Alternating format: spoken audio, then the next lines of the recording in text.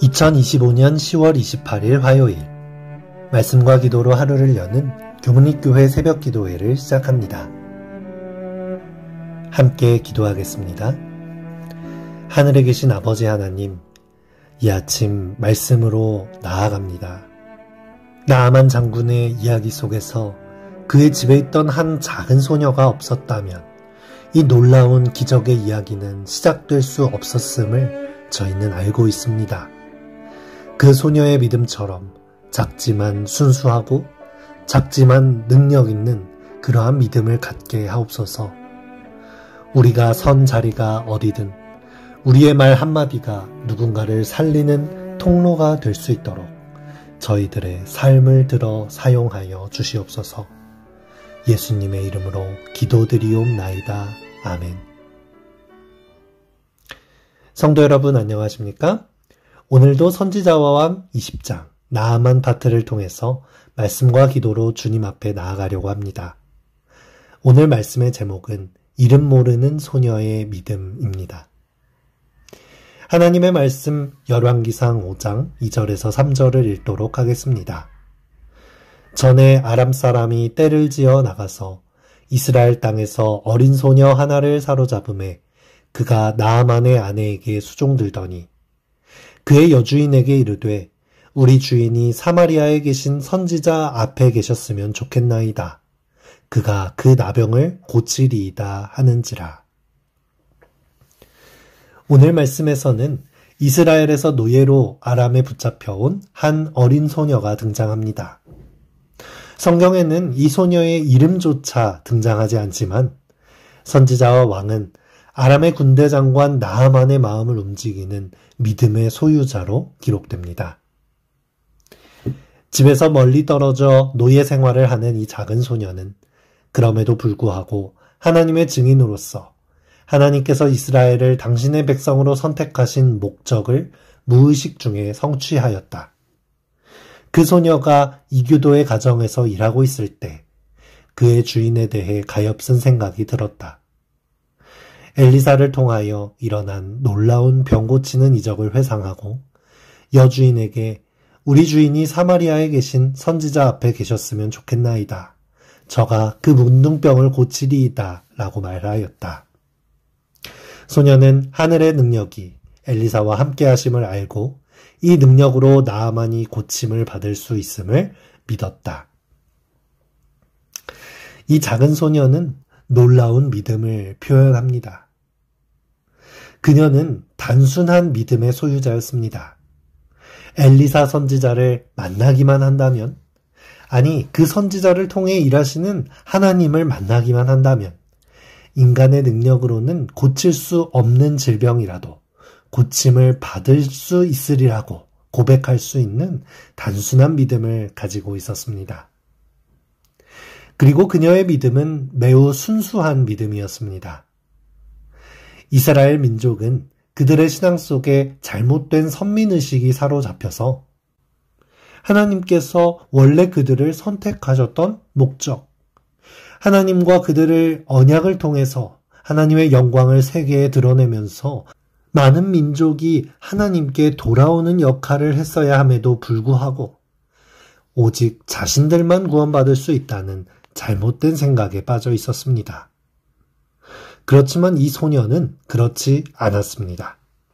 하나님의 한없는 사랑은 이방 땅에 있는 장군이라 할지라도 하나님 앞에 나아가기만 한다면 문제를 해결해 주실 것이라는 믿음을 가지고 있었습니다.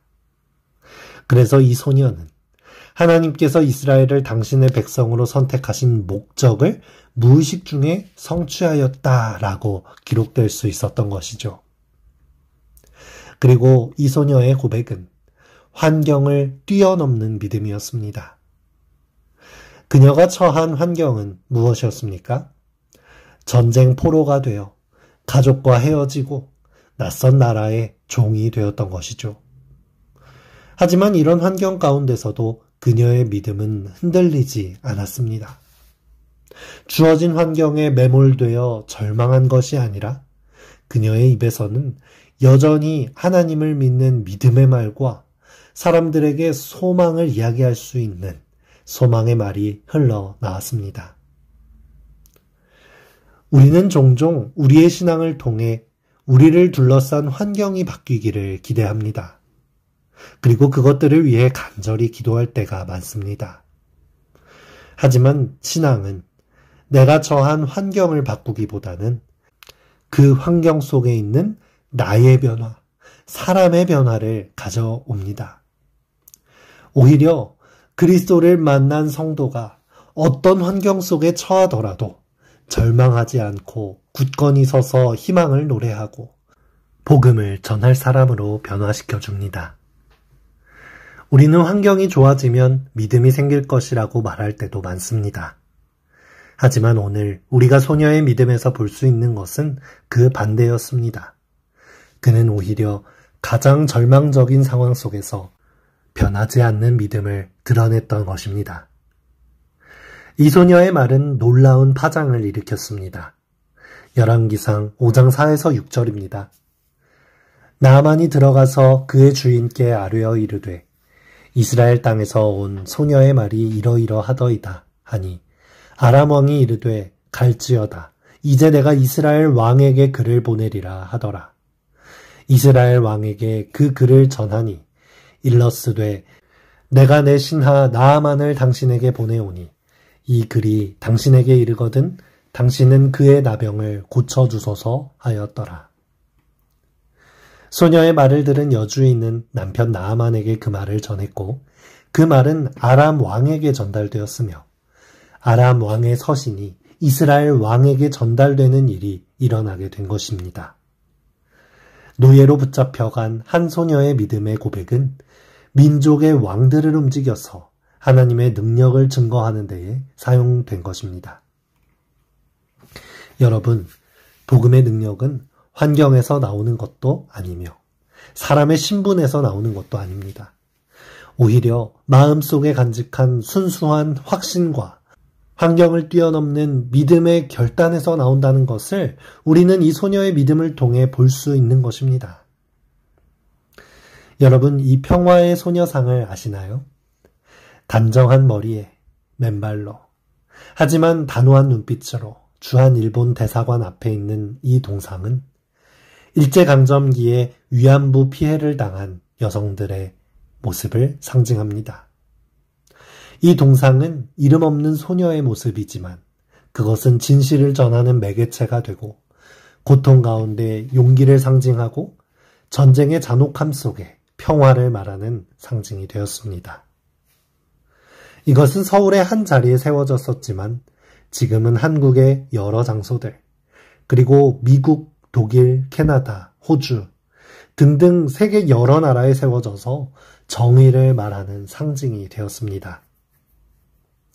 어쩌면 우리가 이 선과 악의 대쟁투가 가득한 이 죄악 세상에 보여줘야 할 믿음은 거창하고 대단한 믿음의 행보가 아닐 것입니다.